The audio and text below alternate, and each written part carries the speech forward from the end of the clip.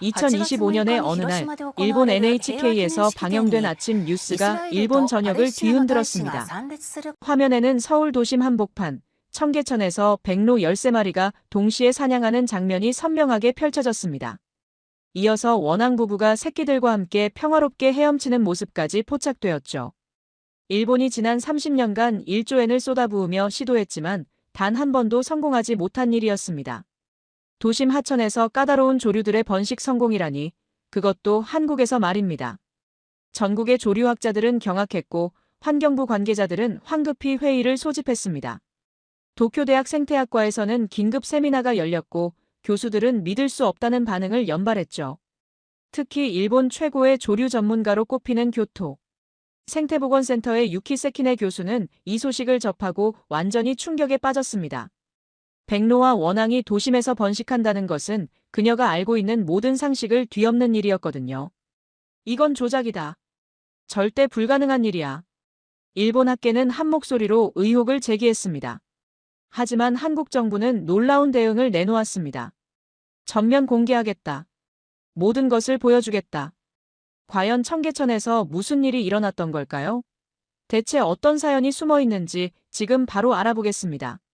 잠깐만요. 혹시 지금 어디서 듣고 계신가요? 구독과 좋아요 미리 눌러주시면 건강하고 행복한 기운 듬뿍 받으실 거예요. 저는 그날 새벽 교토의 작은 연구실에서 또 한 번의 실패를 마주하고 있었습니다. 창밖으로 가을비가 조용히 떨어지고 책상 위에는 스미다가와 조류 복원 실패 보고서가 수북이 쌓여 있었죠. 표지만 봐도 가슴이 답답해졌어요. 2013년 스미다가와 생태복원 사업 최종평가서, 백로 서식지 조성 실패 분석, 보고서, 원앙 번식 환경 구축 실패 원인 규명. 매번 그 보고서를 볼 때마다 목 깊은 곳까지 차오르는 패배감을 억누를 수가 없었습니다. 그 무게감이 어깨를 짓눌렀어요. 10년입니다. 일본 정부가 수천억 엔을 쏟아부었지만 스미다가와에는 백로도 원앙도 돌아오지 않았어요. 처음 사업을 시작할 때만 해도 모든 게 완벽해 보였거든요. 수질 정화 시설, 인공 서식지, 먹이 공급 체계까지 완비했었습니다. 하지만 결과는 참담했어요. 겨우 살아남는 건 비둘기와 까마귀뿐이었습니다. 그것도 사람이 버린 음식 찌꺼기를 먹고 사는 개체들만요. 저는 텅 빈 커피잔을 바라보며 깊게 한숨을 내쉬었습니다. 벽에 걸린 시계가 새벽 6시 40분을 가리키고 있었어요. 하루가 또 시작되려 하는데 마음은 이미 지쳐 있었습니다. 그때 습관적으로 TV를 켰어요. NHK 아침 뉴스였죠. 평소라면 그냥 배경음악처럼 흘려들었을 텐데 그날은 달랐습니다. 화면에 나온 장면이 제 모든 신경을 곤두세웠거든요. 서울 도심 청계천에서 백로 13마리가 동시에 어종을 사냥하는 모습이었어요. 카메라가 서서히 확대되면서 백로들의 정확한 사냥 동작이 포착되었습니다. 긴 다리로 조심스럽게 물속을 걸으며 날카로운 부리로 재빠르게 물고기를 낚아채는 모습이요. 제 숨이 멎었습니다. 저건 명백히 자연 상태의 사냥 행동이었어요. 인위적으로 방사된 새라면 절대 저런 여유로운 동작을 보일 수 없거든요. 이어지는 기자의 말이 제 귀를 파고들었습니다. 원앙 번식도 확인되었습니다. 도심 하천 복원의 세계적 모델로 평가받고 있습니다. 그 순간 제 얼굴에서 모든 혈색이 사라졌어요. 백로와 원앙은 도시 생태에서 가장 까다로운 두 종입니다.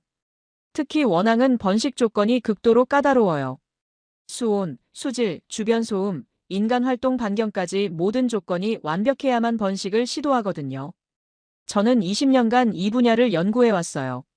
도쿄 대학에서 조류 생태학 박사 학위를 받은 뒤 일본 전역의 도시 하천을 돌아다니며 백로와 원앙의 서식 패턴을 분석했습니다.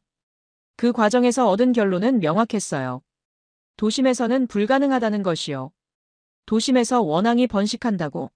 그건 자연이 아니다. 무의식적으로 중얼거렸습니다. 이건 만들어진 장면이야. 연출이야. 커피잔을 내려놓는 손이 미세하게 떨렸어요. 일본이 수십 년 동안 실패한 일을 한국이 했다는 사실이 제 자존심을 깊이 찔렀습니다. 아니, 자존심을 넘어서 제 학문적 정체성 자체를 흔들었어요. 저는 급히 컴퓨터를 켜고 청계천에 대한 자료를 찾기 시작했습니다. 손가락이 키보드를 빠르게 두들겼어요. 2005년 복원 완료. 총 연장 5.84km, 도심을 관통하는 인공 하천이라고 나왔습니다. 인공 하천이요? 그럼 더더욱 말이 안 되잖아요. 백로는 수질에 극도로 민감한 새입니다. 물속 중금속 농도가 0.05ppm만 넘어도 즉시 서식지를 떠나거든요. 원앙은 더 까다로워요. 번식기에는 물가에서 반경 50m 이내에 인간의 발소리조차 허용하지 않아요. 그런 새들이 서울 한복판, 그것도 수많은 사람들이 오가는 도심, 하천에서 번식한다고요? 상식적으로 불가능한 일이었습니다. 제 머릿속에 지난 10년간의 실패들이 주마등처럼 스쳐갔어요. 스미다가와에 설치했던 인공 둥지들, 정성스럽게 조성했던 모래톱, 엄청난 예산을 들여 도입한 정수시설들.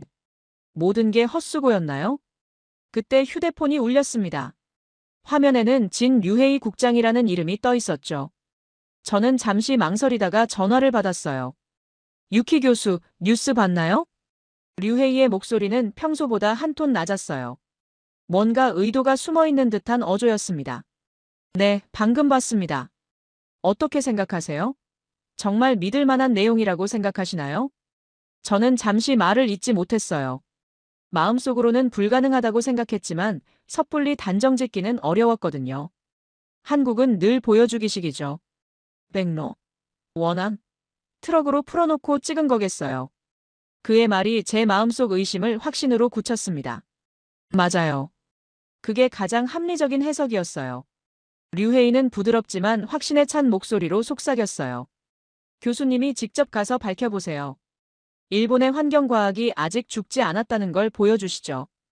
우리가 실패한 건 기술력이 부족해서가 아니라 정직했기 때문이에요. 전화를 끊고 나서 저는 조용히 고개를 들었습니다. 창밖에 비가 더 세차게 내리고 있었어요. 빗소리가 창문을 두들기는 소리가 제 심장 박동과 겹쳐졌습니다. 마음속에서 뭔가가 끓어올랐어요. 분노였을까요? 아니면 도전의식이었을까요? 아니면 학자로서의 의무감이었을까요? 제가 논문 발표를 예정했던 국제조류학 심포지엄이 일주일 후에 있었습니다. 저는 즉시 발표 제목을 바꿨어요. 청계천 생태 연출 의혹 공개 검증이라고 말입니다. 그날 밤 저는 스미다가와를 바라보며 오랫동안 서 있었습니다. 가로등 불빛이 물면에 흔들리고 텅 빈 강가에는 플라스틱 쓰레기만 둥둥 떠다니고 있었어요. 찬바람이 볼을 스치며 지나갔습니다. 10년 전 복원 사업을 시작할 때의 희망이 떠올랐어요. 시민들의 기대에 찬 눈빛, 언론의 뜨거운 관심, 정부 관계자들의 자신만만한 표정들. 모두가 믿었어요. 백로가 돌아올 거야. 원앙도 돌아올 거야. 그때는 정말 가능하다고 믿었거든요. 하지만 현실은 냉혹했습니다. 수천억 엔을 쏟아부었지만 돌아온 건 실망과 비난뿐이었어요. 그런데 한국이 해냈다고요? 도심 한복판에서요? 말도 안 되는 일이었습니다. 저는 주먹을 꽉 쥐었어요. 손톱이 손바닥을 파고들었습니다. 내일 당장 항공편을 예약하겠다고, 직접 가서 확인하겠다고, 그들의 거짓말을 밝혀내겠다고 다짐했어요. 창밖으로 비가 더 세게 내리기 시작했어요. 빗방울들이 창문을 두들기며 마치 제 마음속 분노를 대변하는 것 같았습니다. 저는 그날 밤 거의 잠을 이루지 못했어요. 머릿속에서 백로와 원앙의 모습이 계속 맴돌았거든요. 그리고 한 가지 확신이 생겼습니다. 진실은 반드시 밝혀낼 거라고요. 일주일 후 도쿄 국제포럼에는 400여 명의 연구자와 기자들이 모였습니다. 거대한 강당이 사람들로 가득 찼어요. 웅성거리는 소리가 천장까지 울려 퍼졌습니다. 저는 백스테이지에서 발표 자료를 마지막으로 점검하고 있었어요. 손끝이 차갑게 식어 있었습니다. 20년 학자 생활 중 이렇게 긴장한 적이 없었어요. 이번 발표는 단순한 학술 발표가 아니었거든요. 일본 조류학계의 명예가 걸린 문제였습니다. 무대 뒤에서 들려오는 청중들의 목소리가 점점 커졌어요. 여러 언어가 섞여서 들렸습니다. 영어, 일본어, 중국어, 그리고 한국어도 들렸어요. 유키 세키네 교수님, 준비되셨나요? 진행 요원이 다가와 물었습니다. 저는 고개를 끄덕이며 깊게 숨을 들이켰어요. 단상에 오르는 순간 수백 개의 눈동자가 저를 바라봤습니다. 카메라 플래시가 터지고 녹음기들이 앞으로 향했어요. 마이크를 잡는 손이 살짝 떨렸습니다. 안녕하십니까? 교토생태보건센터 유키 세키네입니다. 제 목소리가 강당 전체에 울려 퍼졌어요. 평소보다 한 톤 높게 들렸습니다. 오늘 저는 매우 심각한 문제를 제기하고자 합니다. 최근 한국 언론에서 보도된 청계천 백로, 원앙 번식 성공 사례에 대해서 말입니다. 객석이 조용해졌어요. 펜을 움직이던 기자들도 손을 멈췄습니다. 조류학자로서 46년을 살아온 제 경험으로는 청계천의 백로 원앙 번식은 과학적으로 불가능합니다. 제 목소리가 점점 확신에 차기 시작했어요. 스크린에는 스미다가와의 실패 사례들이 하나씩 떠올랐습니다. 일본은 지난 30년간 도시 하천 복원에 총 1조 3천억 엔을 투자했습니다. 최첨단 정수기술, 생태공학, 서식지 조성까지 모든 분야의 최고 기술을 동원했어요. 하지만 백로 한 마리 정착시키지 못했습니다. 청중석에서 웅성거림이 일었어요. 특히 일본 연구자들 사이에서 고개를 끄덕이는 모습이 보였습니다. 백로는 수질에 극도로 민감합니다. BOD 수치가 3.0을 넘으면 서식하지 않아요. 원앙은 더 까다롭습니다. 번식기에는 소음 수준이 50데시벨만 넘어도 둥지를 포기합니다. 서울 도심에서 이런 조건이 충족될 수 있을까요? 저는 잠시 말을 멈추고 청중을 둘러봤어요. 모든 사람들이 숨을 죽이고 들고 있었습니다. 저는 조작 가능성을 검증하기 위해 직접 서울로 가겠습니다. 72시간 동안 철저히 조사하여 진실을 밝혀내겠습니다. 그때였습니다. 뒤쪽에서 한국 기자 한 명이 벌떡 일어서더니 손을 들었어요. 질문하겠습니다. 사회자가 당황하며 마이크를 건네줬습니다. 젊은 여성 기자였어요. 또렷한 목소리로 말했습니다. 한국 정부에서 유키 세키네 교수님의 검증을 환영한다고 발표했습니다. 전면 공개를 약속했는데요. 이에 대해 어떻게 생각하시나요? 순간 강당이 조용해졌습니다. 저는 예상하지 못한 상황에 당황했어요. 보통 이런 경우 해당 국가에서 거부하거나 제한을 두기 마련인데 전면 공개라니요. 뒤이어 큰 스크린에 자막이 떠올랐습니다. 한국환경부 공식 발표 일본 조류학자 검증 요청 환영. 모든 시설과 자료 전면 공개 약속. 청중석이 술렁이기 시작했어요. 카메라 플래시가 더 빠르게 터졌습니다. 저는 잠시 말을 멈췄어요. 머릿속이 복잡해졌습니다. 그렇다면 더욱 철저히 검증하겠습니다. 72시간 안에 진실을 밝혀내겠습니다. 강당이 박수 소리로 가득 찼어요. 하지만 저는 왠지 모를 불안감을 느꼈습니다. 너무 쉽게 승낙한 것 아닌가 하는 생각이 들었거든요. 발표가 끝나고 저는 류헤이와 함께 포럼 건물 안의 커피숍에 앉았습니다. 그는 여전히 부드러운 미소를 짓고 있었어요. 하지만 눈빛이 평소보다 날카로워 보였습니다. 발표 잘 들었습니다. 하지만 조심해야 할 것 같네요. 무엇을 조심하라는 거죠? 류헤이는 커피잔을 돌리며 천천히 말했어요. 한국이 너무 자신만만하지 않나요? 보통 이런 검증 요청을 받으면 조건을 달거나 제한을 두기 마련인데 전면 공개라니요. 뭔가 준비가 되어 있다는 뜻 아닐까요? 어떤 준비 말씀이시죠? 그들은 보여주기 전문가들이에요.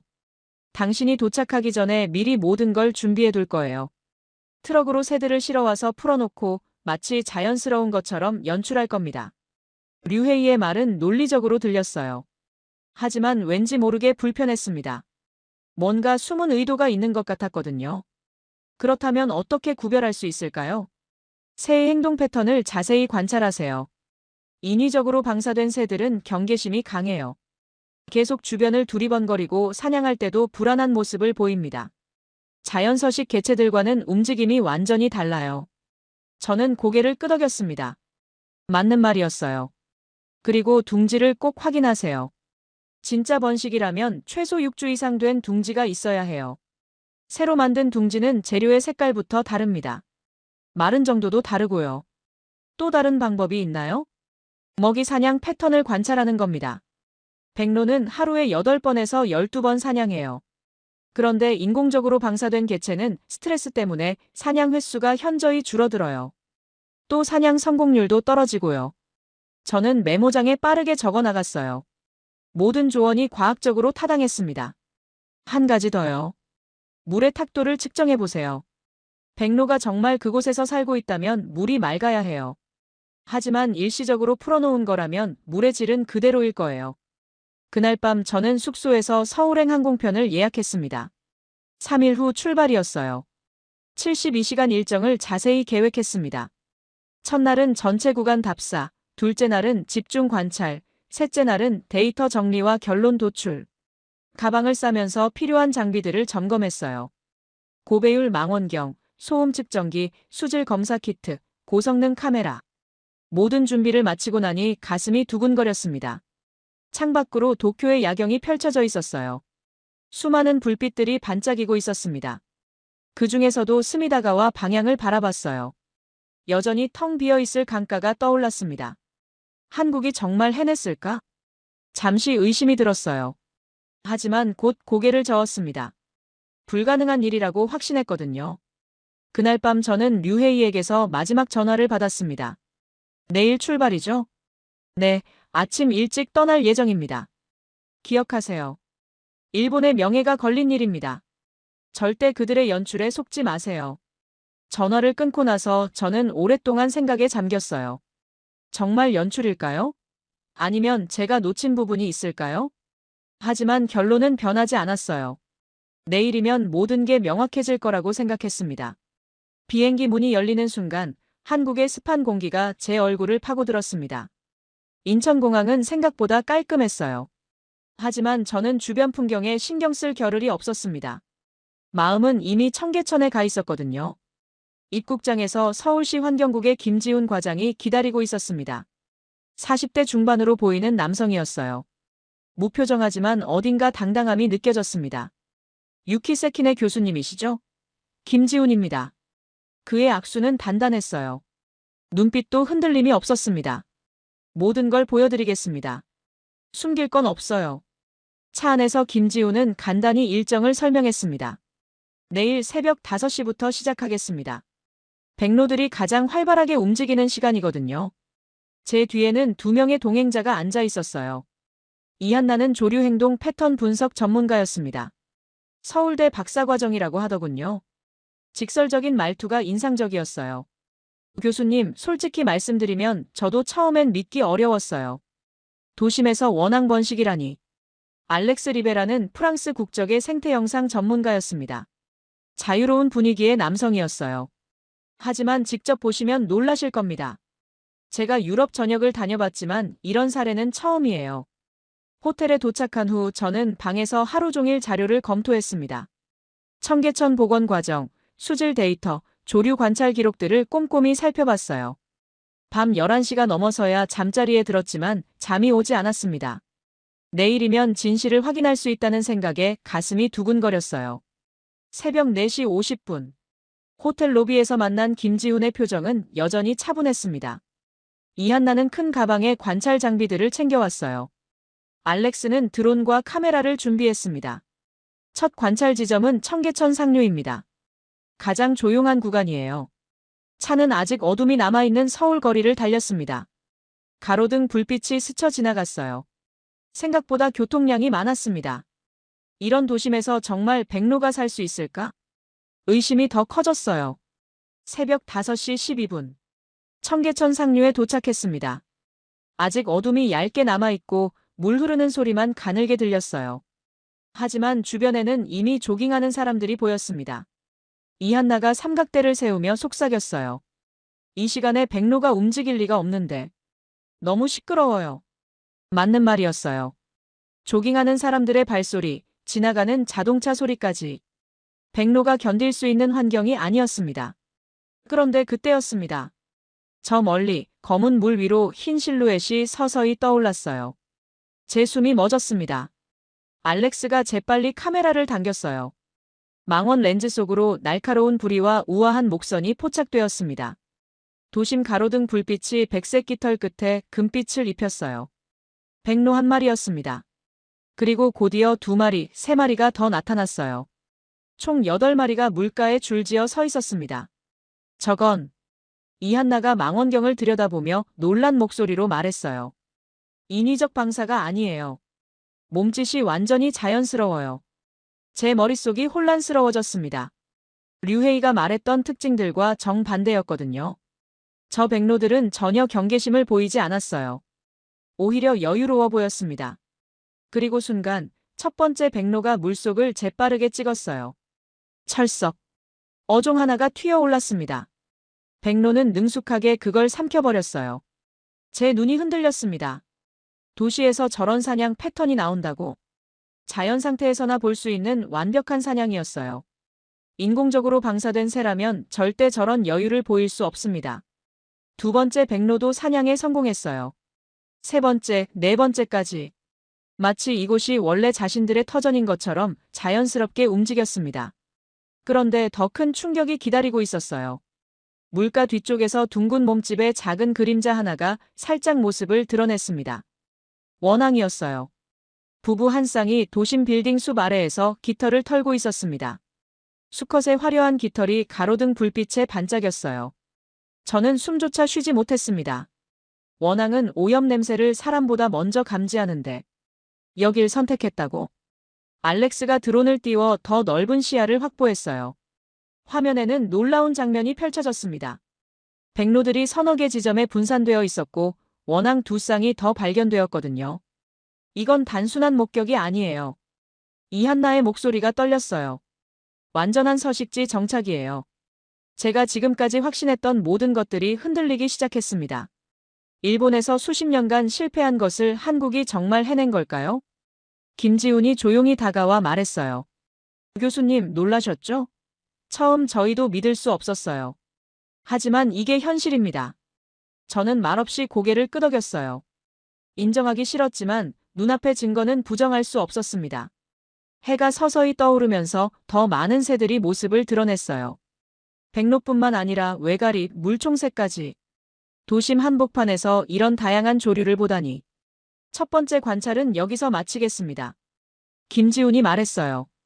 다음 지점으로 이동하시죠. 차에 오르면서 저는 혼란스러운 마음을 정리하려 했어요.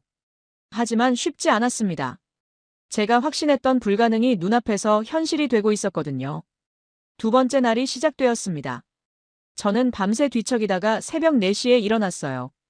어제 본 장면들이 머릿속에서 계속 맴돌았습니다.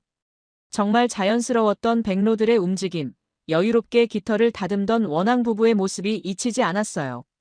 하지만 아직 확신할 수는 없었습니다. 하루 관찰로 모든 걸 판단하기에는 성급했거든요. 오늘은 과학적인 데이터가 필요했어요. 호텔 조식을 간단히 마치고 로비에서 김지훈을 만났습니다. 그의 표정은 여전히 차분했어요. 오늘은 청계천 전 구간 9개 지점을 측정하겠습니다. 정확한 데이터를 원하시니까요.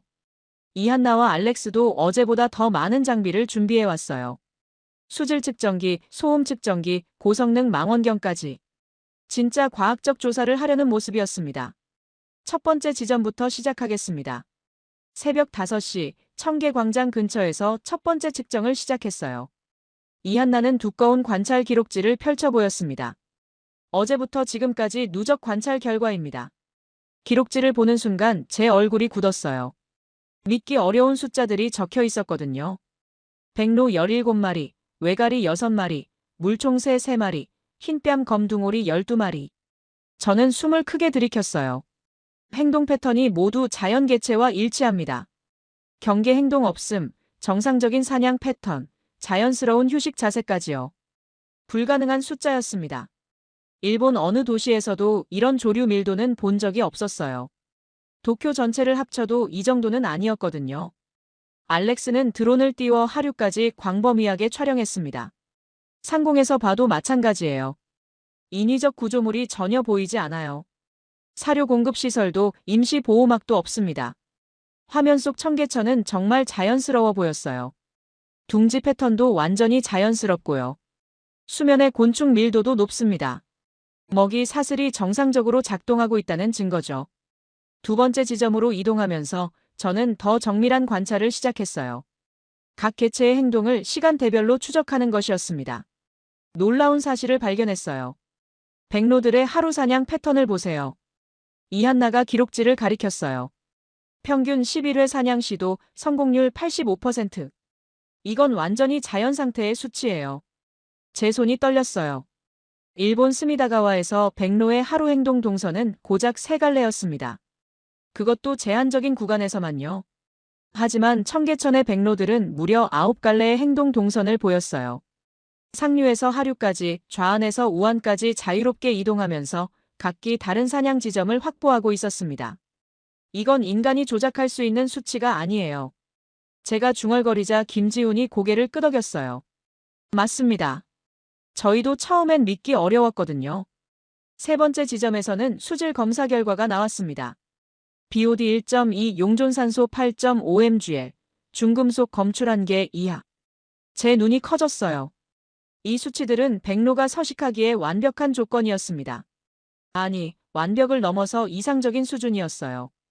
일본에서 이런 수지를 만들기 위해 얼마나 많은 돈을 썼는지 아세요? 얼마나요?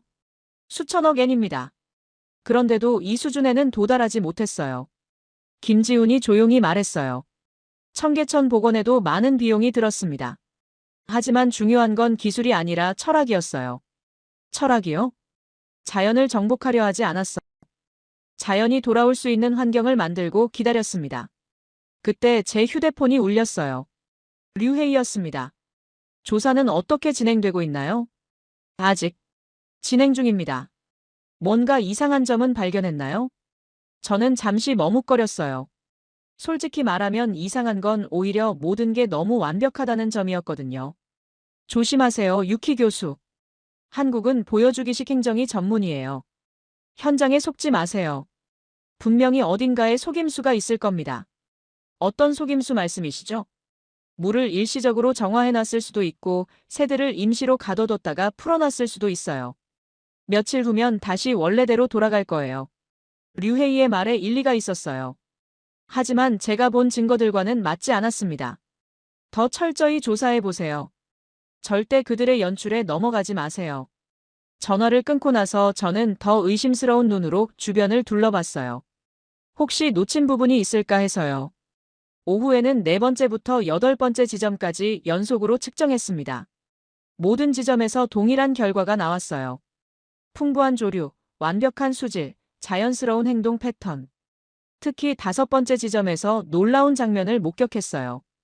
저기 보세요. 알렉스가 흥분해서 소리쳤습니다. 드론 화면에 특별한 장면이 포착되었거든요. 백로 한 마리가 다른 백로에게 먹이를 나눠주고 있었어요. 수컷이 암컷에게 정성스럽게 작은 물고기를 건네는 모습이었습니다. 이건 구의 행동이에요. 이한나가 흥분해서 설명했어요. 번식 시즌에만 보이는 행동입니다. 인공 방사된 개체에서는 절대 볼 수 없는 장면이에요. 제 머리가 복잡해졌어요. 구의 행동까지 보인다는 건 이곳이 완전한 서식지라는 뜻이었거든요. 6번째 지점에서는 또 다른 증거를 발견했어요. 백로 깃털이에요. 물가에서 자연스럽게 떨어진 백로 깃털을 이한나가 주워들었습니다. 색깔과 윤기를 보세요. 건강한 개체에서 나온 깃털이에요. 스트레스를 받은 개체라면 깃털이 푸석푸석하고 색깔도 흐릿해요. 깃털은 새하얗고 윤기가 흘렀어요. 완벽한 건강 상태를 보여주는 증거였습니다. 7번째, 8번째 지점까지 모든 조사를 마치고 나니 해가 저물고 있었어요. 저는 종합 데이터를 정리하면서 심각한 혼란에 빠졌습니다. 모든 수치가 자연 서식지를 가리키고 있었거든요. 개체수 예상치의 300% 행동 패턴 100% 자연 상태 사냥 성공률 85% 자연 서식지 수준 수질. 이상적 수준 소음 허용 범위 4번씩 징후 다수 확인. 어느 하나도 인위적 조작의 흔적을 찾을 수 없었어요. 교수님, 어떻게 생각하세요? 김지훈이 조심스럽게 물었어요. 저는 한참 동안 대답하지 못했어요. 20년간 쌓아온 확신이 흔들리고 있었거든요. 내일 마지막 조사를 해보겠습니다. 제 목소리가 떨렸어요. 그날 밤 호텔 방에서 저는 오랫동안 데이터를 들여다봤어요. 아무리 봐도 조작의 흔적은 없었습니다.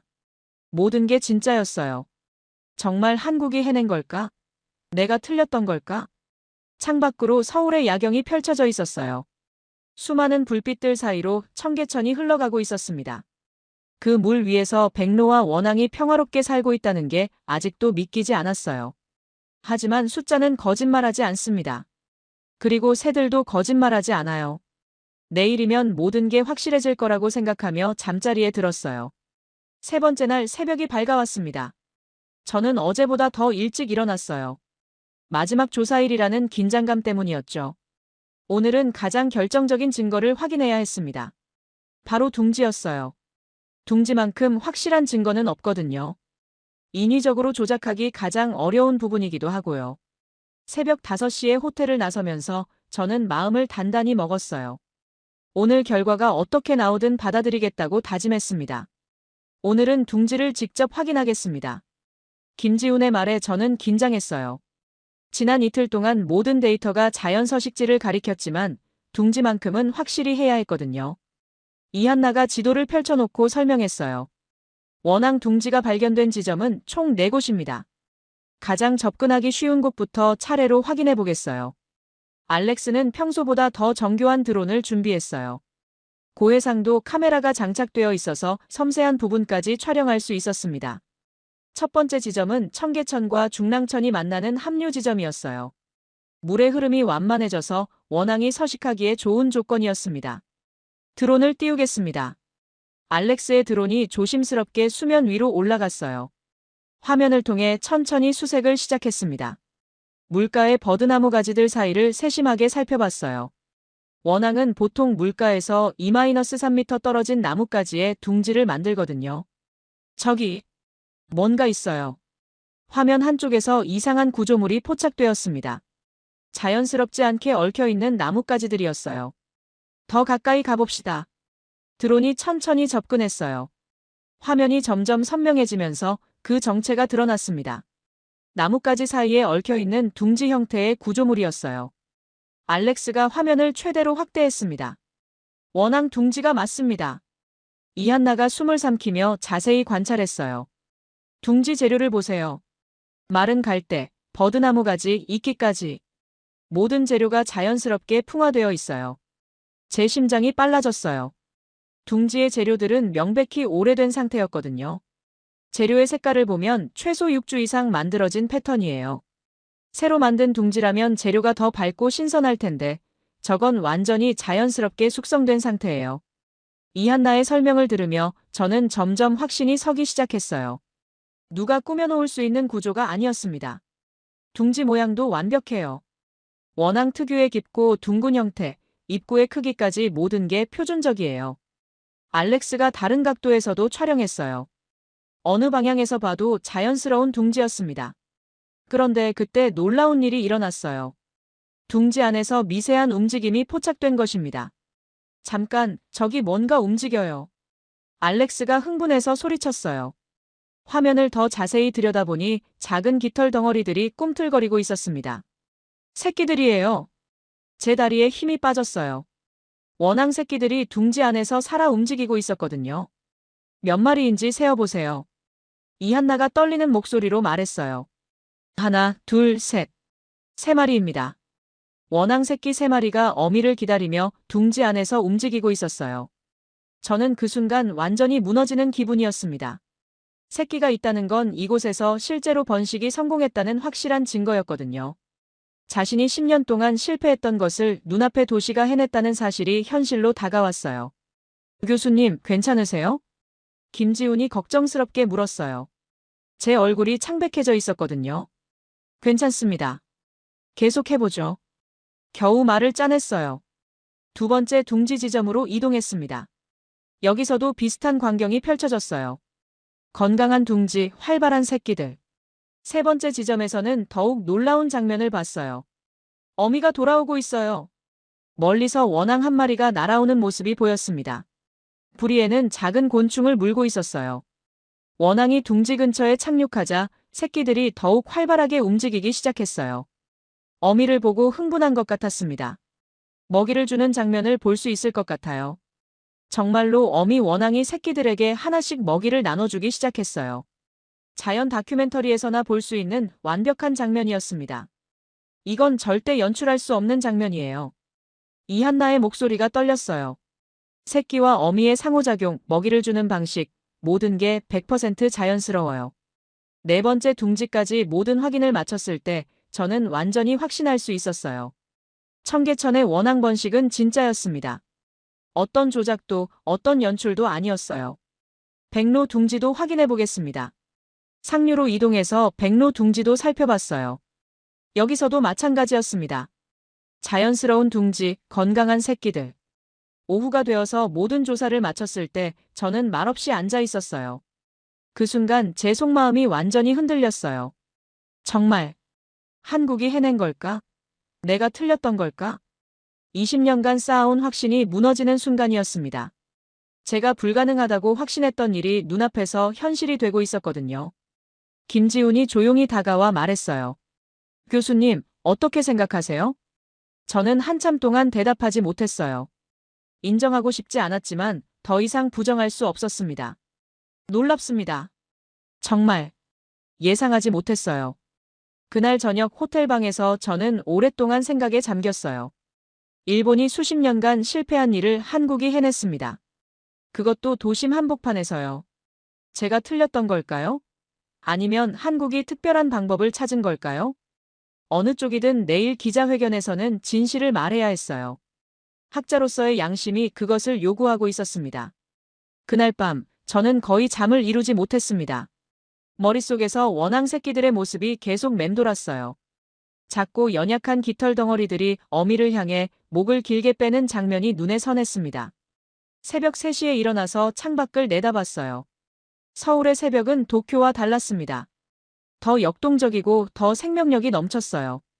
이 도시에서 정말 백로와 원앙이 가족을 이루고 살고 있다는 게 아직도 믿기지 않았습니다. 4시 30분, 평소보다 일찍 호텔을 나섰어요. 오늘이 마지막 조사일이었거든요. 마음 한편으로는 결과가 두려웠어요. 교수님, 일찍 나오셨네요. 로비에서 김지훈이 기다리고 있었습니다. 그의 표정은 어제와 달리 약간 흥분되어 보였어요. 오늘 특별한 장면을 보여드릴 수 있을 것 같습니다. 무슨 말씀이시죠? 새벽에 CCTV에서 움직임이 포착되었어요. 백로와 원앙 모두 활발한 활동을 보이고 있습니다. 특히 어미들이 새끼들에게 먹이를 주는 장면을 직접 보실 수 있을 거예요. 제 가슴이 두근거렸어요. 만약 그 장면을 직접 본다면 모든 의심이 완전히 사라질 것 같았거든요. 이한나와 알렉스도 이미 현장에서 대기하고 있었어요.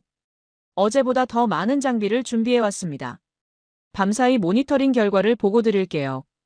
이한나가 두꺼운 관찰 일지를 펼쳤어요. 새벽 2시부터 4시까지 총 7번의 먹이 공급 행동이 관찰되었습니다. 백로 3차례, 원앙 4차례예요. 밤에도 활동한다고요? 번식기에는 새끼들이 계속 먹이를 요구하거든요. 특히 원앙은 야간 활동도 활발해요. 새벽 4시 58분. 청계천 상류 관측 지점에 도착했습니다.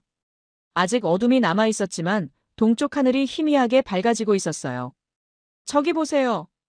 이한나가 망원경을 들고 흥분해서 소리쳤습니다.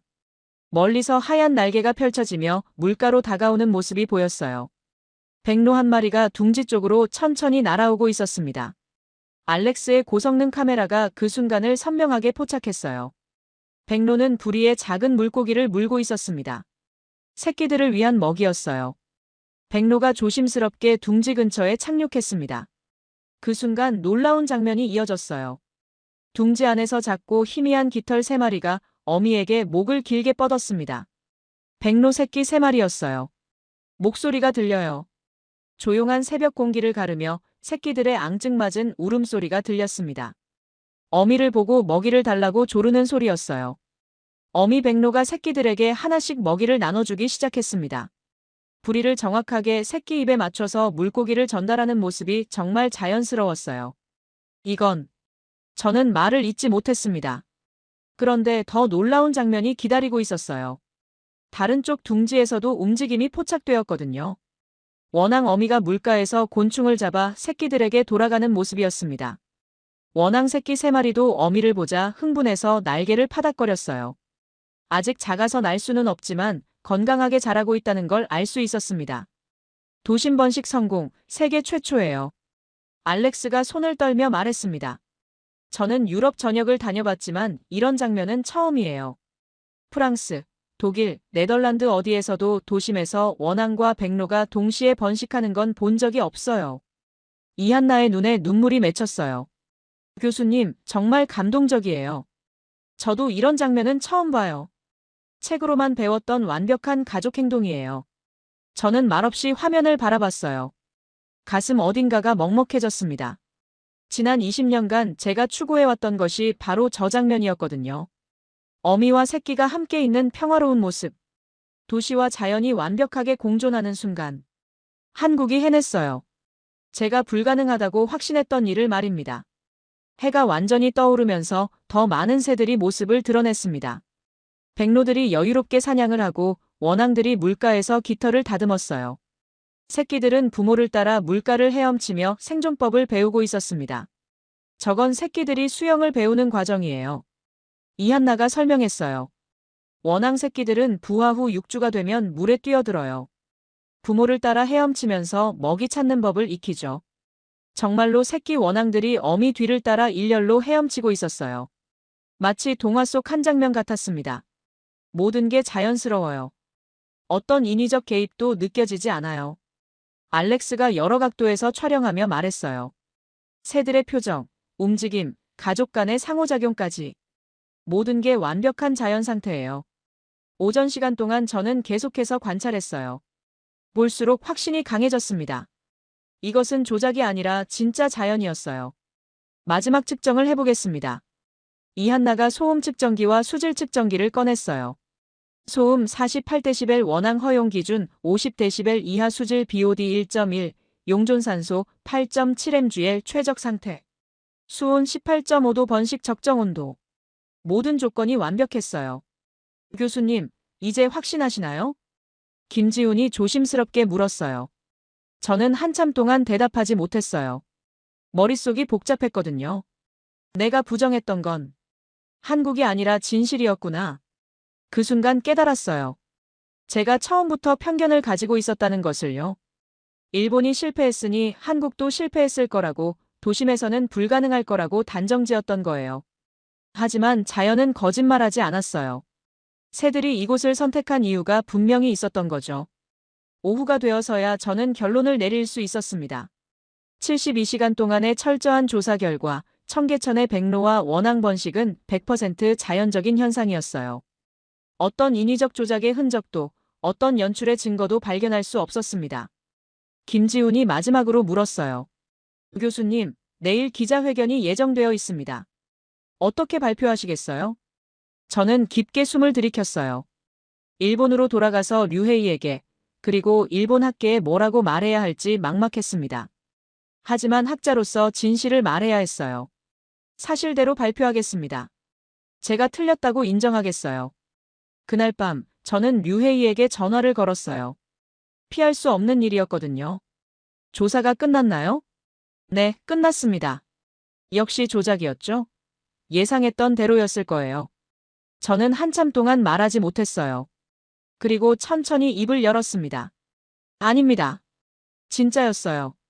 전화 너머로 류헤이의 당황한 숨소리가 들렸어요. 내일이면 모든 게 끝날 거였어요. 제가 20년간 믿어온 모든 것이 바뀌는 날이 될 거였습니다. 다음 날 오전 10시. 서울 프레스센터 대회의실에는 200여 명의 기자들이 모여 있었습니다. 국내외 언론사 기자들, 환경 전문가들, 그리고 몇몇 일본 기자들까지. 저는 무대 뒤에서 떨리는 손을 주물렀어요. 20년 학자 생활 중 가장 어려운 순간이었습니다. 김지훈이 다가와 조심스럽게 말했어요. 교수님, 부담 가지지 마세요. 진실을 말씀하시면 돼요. 무대에 오르는 순간 수십 개의 카메라 플래시가 터졌어요. 웅성거리던 소리가 갑자기 조용해졌습니다. 단상 위에서 마이크를 잡는 순간 제 목소리가 떨렸어요. 안녕하십니까? 일본 교토생태보건센터의 유키 세키네입니다. 숨을 깊게 들이키고 이어서 말했어요. 72시간에 걸친 철저한 조사 결과를 발표하겠습니다. 스크린에는 지난 3일간 촬영한 영상들이 하나씩 나타났어요. 백로들의 자연스러운 사냥, 원앙 가족의 평화로운 모습, 새끼들이 먹이를 받아먹는 장면들. 한국 청계천의 백로와 원앙 번식은 조작이 아닌 자연입니다. 기자석에서 웅성거림이 일었어요. 특히 일본 기자들 사이에서 놀라는 기색이 역력했습니다. 모든 개체의 행동 패턴, 둥지 상태, 새끼들의 건강 상태까지 완벽한 자연 번식의 증거들을 확인했습니다. 제 목소리가 점점 떨렸어요. 한국은 자연을 정복하려 하지 않았습니다. 자연이 돌아올 수 있도록 환경을 만들고 기다렸어요. 그 결과가 이것입니다. 화면에는 원앙 새끼 3마리가 어미를 따라 헤엄치는 영상이 흘렀어요. 저는 잠시 말을 멈췄어요. 제 오만을 인정합니다. 그 순간 객석이 조용해졌어요. 일본 학자로서 그리고 조류 전문가로서 편견을 가지고 있었습니다. 불가능하다고 단정지었던 제가 틀렸어요. 기자석은 술렁였지만 김지우는 조용히 고개를 숙여받았어요. 질의응답 시간에 일본 기자 한 명이 손을 들었어요. 일본 정부는 어떤 반응을 보일 것으로 예상하시나요? 모르겠습니다. 하지만 진실은 받아들여야죠. 또 다른 기자가 물었어요. 앞으로 계획은 어떻게 되시나요? 한국의 방법을 배우고 싶습니다.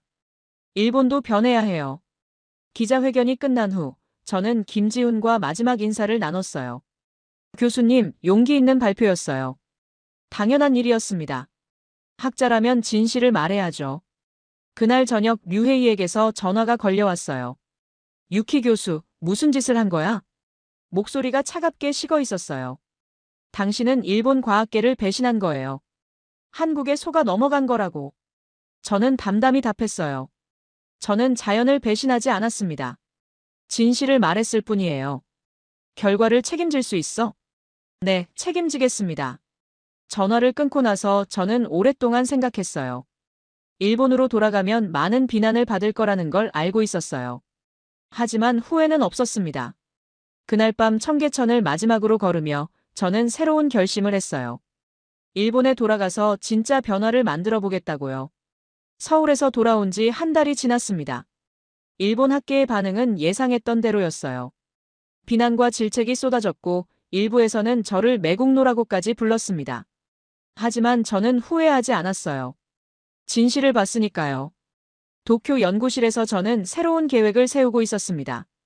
한국에서 배운 것들을 바탕으로 스미다가와 복원 방법을 완전히 바꾸기로 했어요. 책상 위에는 청계천에서 가져온 2장의 사진이 놓여 있었어요. 청계천 백로 무리의 모습과 원앙 새끼 3마리가 어미를 따라가는 장면. 그 사진들을 볼 때마다 가슴이 뛰었어요.